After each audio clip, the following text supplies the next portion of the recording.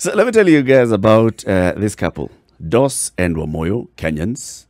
They have lived in Kenya most of their lives. And 2 years ago, they sat and decided, you know what, Wamuyu, my darling, what do we do? We've traveled this country, we love bikes. What do we do? Why don't we just go around the world? And Wamuyu is like, yeah, let's. And that joke became reality. They went and bought brand new bikes. They decided we are going to tour the world on our motorbikes. How long is it going to take us? Motorbikes. Okay. Picky. Okay. Each on their own bike. Can I ask on her bike. What make of motorbike? What? You see those gigantic things that the president's entourage rides on? Those ones. Those huge things. Those ones that have the engine of a small car. Those ones. Okay. Now you can imagine. And with the radiator. You can imagine DOS one, and then Wamuyu behind, or Wamuyu ahead, and the other one behind.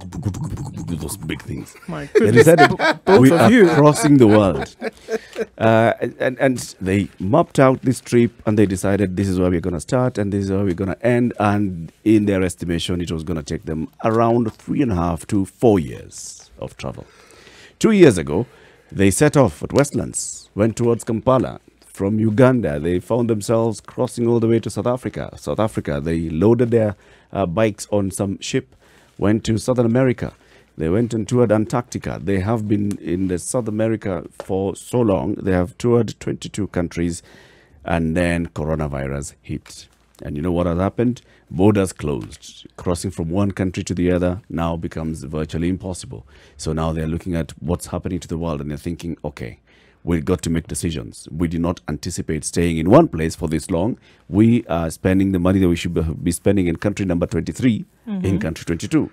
What do? They decided to cancel their world tour altogether, come back home. Unfortunately, because again of coronavirus, there are no flights and no borders are closed. So they are in Managua. Stranded in Nicaragua. And they are joining us on the line. Good morning, Wamuyu. Good morning. Okay, it's good evening here, yes. Oh, right. Good evening. 7:30 p.m. a.m. here. It's 10:30 p.m. there. Yes. Wow. So let's start from the very beginning. Did you ever think that you'd be in this position right now? And give us some of the emotions around that at the moment. It never ever occurred to us that we will be stuck anywhere during this. In all our planning, we never saw ourselves getting stuck anywhere. We thought it was going to be smooth all the way. Yes. So when did you make the decision that you've got to end this dream world tour of yours?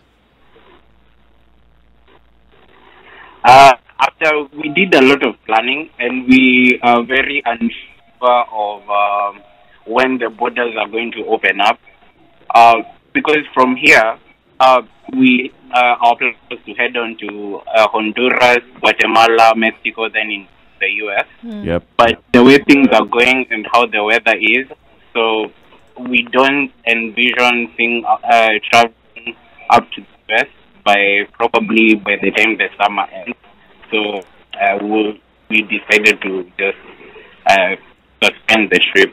Hold on. You said you don't see yourself traveling to the U.S. until the end of the summer? That's in August, September. Yeah, because right now, the way the coronavirus is very unpredictable. No one knows when the borders are going to open. You can't really plan. So I would like to know, I mean, obviously you were taking this trip around the world on motorbikes, right? So you were not planning on staying here for a very long period of time. So then how has this all changed with living conditions? You're setting up a place to live, supplies and all of this. What are you doing about that? So we are currently staying in a hotel. In this country, the last flight leaves tomorrow. So from tomorrow, there'll be no flights coming in, and there'll be no flights leaving the country. Right. We're looking at Nicaragua now, and they're... Oh, sorry, go ahead. Yes. They've also asked hotels to close down and not take in any new guests. Wow. So we had to negotiate with the owner of where we are staying to give us a place to stay until it's possible to leave the country, which they have accepted gladly. So is Nicaragua on lockdown, and what's the coronavirus situation in Nicaragua?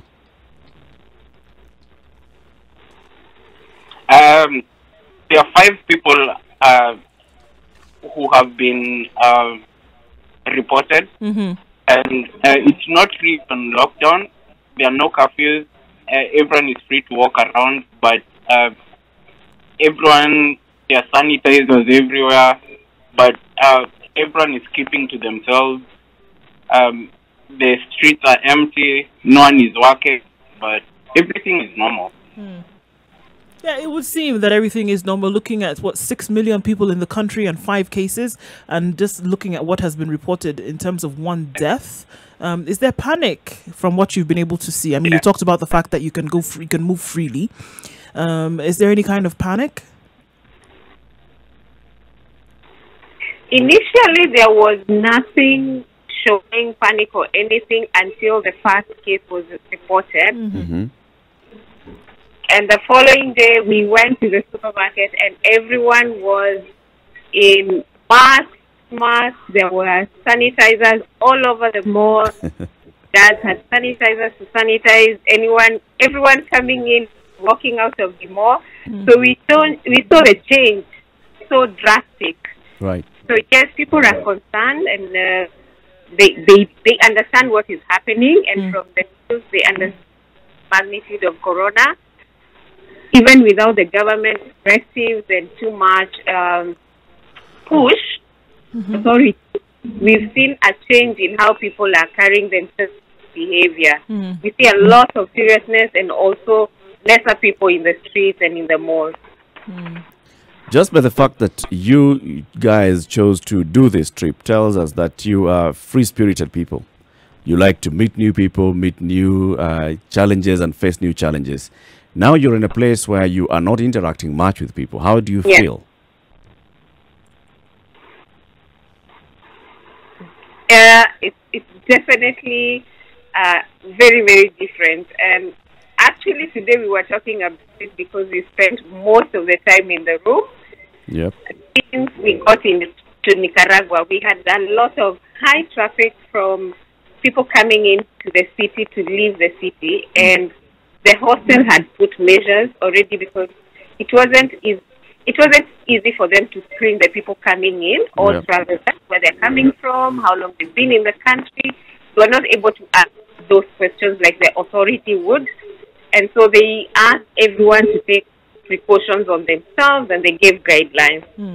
So obviously our social life has reduced even if we are staying in a hostel, and we feel the difference. We miss socializing and like we always do. But again, on the other hand, we have to take precautions for ourselves. Okay. Now, just give us the experience that you've had since you set off from Nairobi 2 years ago. The kind of places you've been to, the kind of people that you've met. Are you interacting with other bikers from all those parts of the world? Yes. The travel itself has been quite good because we did make sure that we are traveling during the good weather, so we've not had bad weather. That's one. And secondly, we meet a lot of people that are traveling, and we've made lots of new friends. So most of our times, even if we're staying in the room, we spend a lot of time talking to people we've met. We have WhatsApp groups. We chat on Facebook. We've met a lot of people. We also have friends who are like us in other countries, and we keep in touch and compare notes, what are you guys doing and all that, just to give each other moral support. We have friends in Brazil, we have friends in Mexico, we have friends in Chile who could not get out because borders closed so quickly. How has the reception been but like? Other than coronavirus, the travel itself has been really good. Right. How have you been received in the many countries that you've gone to, especially when they look and they see these are strangers, their bikes have different registration numbers from what we know. How do they receive you? So we have one advantage of meeting so many people, so we get introduced to other people in the country, and especially the bikers. I did come back home to do a ride for the International Women. It was Women Riders World Reading, in which platform I have connections almost all over the world. So that also has been very helpful. I know someone from all these countries, and it's easy to connect with other bikers. So that's one. But when we get to a border where people don't know us, they're seeing Kenyans for the first time, they're seeing Kenyan registered motorcycles for the first time, it's always a conversation starter. We spend more time in the borders talking about our country to the authorities than answering questions about immigration. Right. What kind of questions do they ask you? The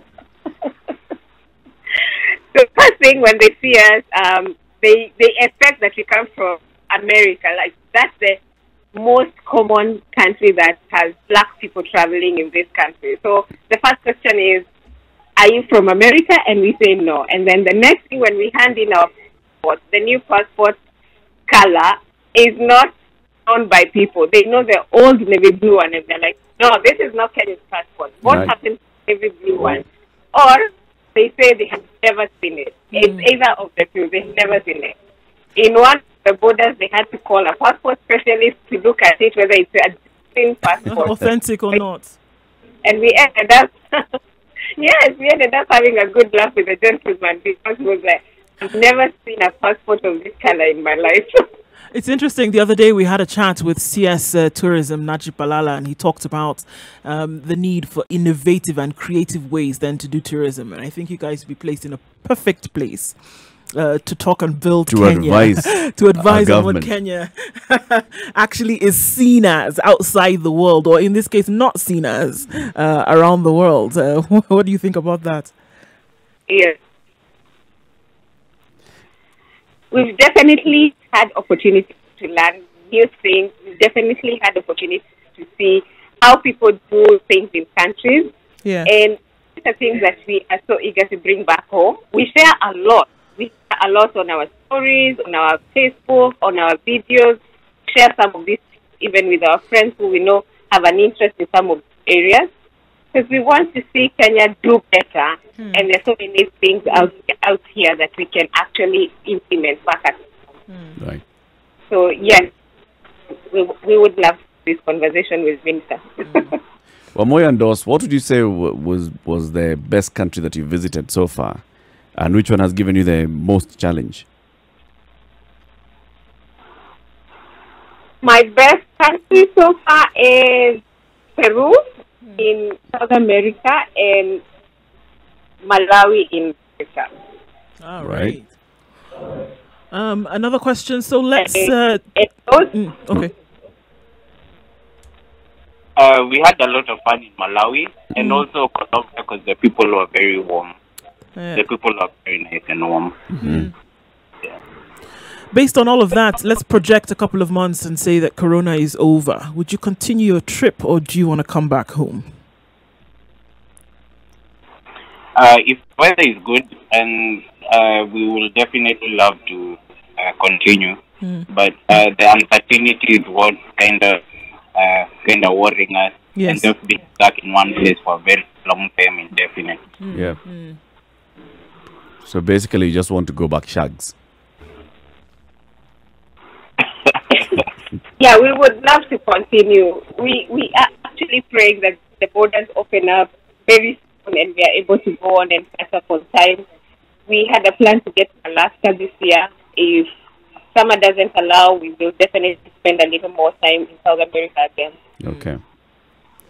Wamuyu and Dos, thank you very much for speaking to us this morning. We wish you all this evening for you. We wish you all the best as you stay holed up in Nicaragua. We hope that the borders will open and you'll be able to make a decision based on borders open, whether you want to come back home or to continue. All the best to you guys. Thank you so much, and thank you for having us. Have a lovely day. Thanks, guys. The final message. Speak to Kenyans. Just give us like some words from Nicaragua.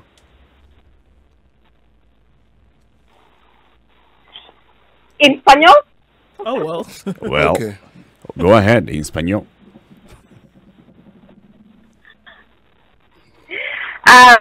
Buenos días, amigos. That means morning, friends.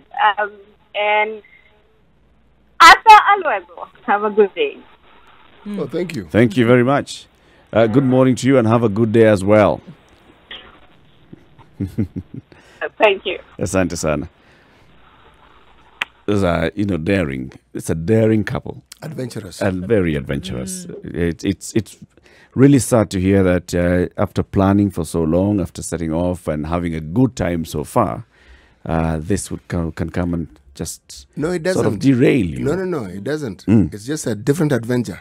It's a different adventure. It's a completely different adventure. You hadn't planned for it. Yeah, but you're going to stay a quarter of a year in a country that you've never been to. Yes, you hadn't planned for. That's a completely different adventure. Yes.